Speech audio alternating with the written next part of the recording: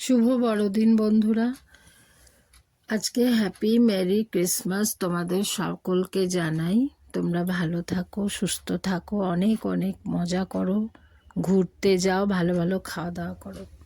আচ্ছা, তো দেখাই আমি আজকে দুপুরে এখানে কি কি রান্না করেছি হচ্ছে গরম গরম ভাত, আর এই যে করেছি একটা জিনিসের চচ্চড়ি। তোমরা খেতে ভালোবাসো কে কে জানিও, আমার তো খেতে ভালোই লাগে।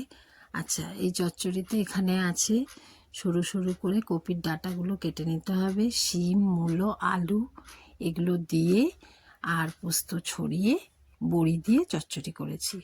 আর করেছি এখানে সেই আবার আগের মতন লাল লাল চিকেনের ঝোল।